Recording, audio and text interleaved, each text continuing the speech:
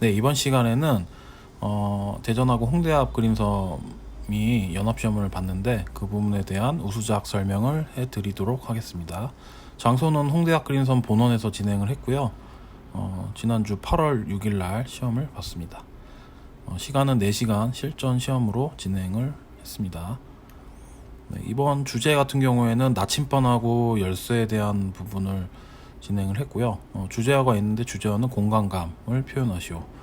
조건은 4절 가로 세로 자유, 그 다음에 이제 채색에 대한 부분이 자유, 색깔 변형이 가능하죠. 그래서 시간은 4시간으로 실전 시험식으로 진행을 했고요.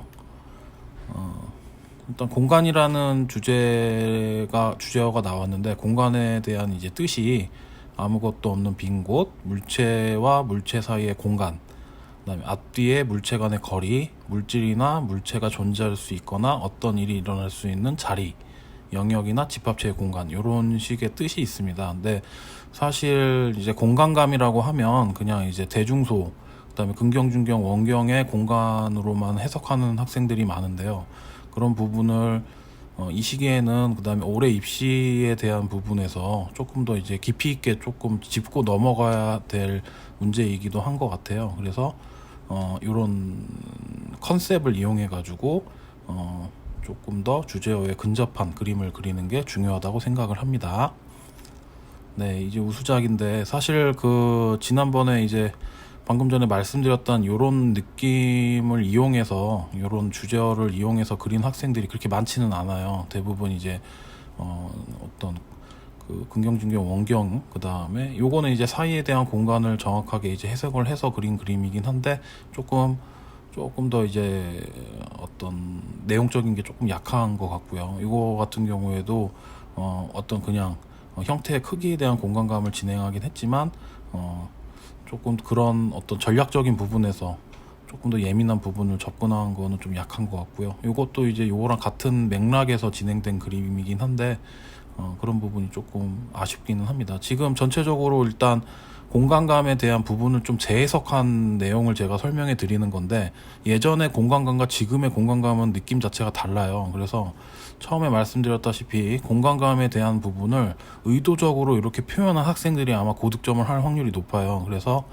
표현을 잘하는 것도 중요하지만 그런 부분을 의도적으로 이제 접근한 그림들이 조금 더 고득점을 받을 확률이 높다고 봅니다. 요거 같은 경우에도 이제 물체 사이에 대한 거리에 대한 부분을 공간감으로 표현을 했는데 조금 눈에 익는 그림이긴 하죠. 그래서 이런 그림들도 조금 뭐 괜찮긴 한데 부분적인 그 내용적인 부분을 조금 더 생각을 하고 그리면은 이 정도 표현력에 훨씬 더 좋은 그림을 그릴 것 같고요.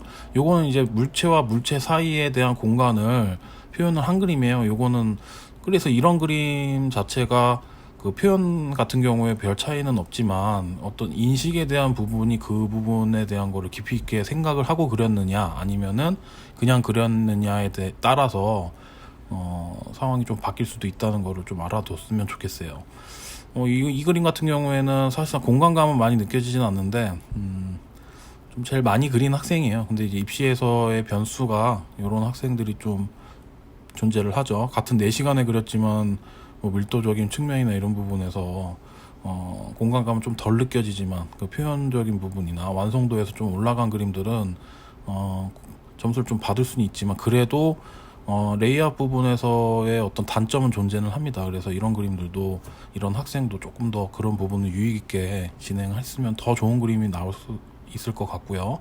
이거 같은 경우에는 지금 어떻게 보면 시계에 대한 공간감을 정확하게 이제 거리감을 통해서 잘 나타낸 그림이에요. 근데 이제 조건에서 채색에 대한 부분, 뭐 색깔에 대한 부분이 자유기 때문에 뭐 이런 부분이나 뭐 이런 부분을 조금 어두운 톤으로 좀 바꿔준다든지, 그다음에 이제 포인트에 대한 부분과 서브에 대한 느낌을 색깔을 변형시켜서 조금 더 이런 학생들처럼 조금만 더 진행을 했다면 좀 더 좋은 그림이 되지 않았을까 하는 싶은 생각이 듭니다.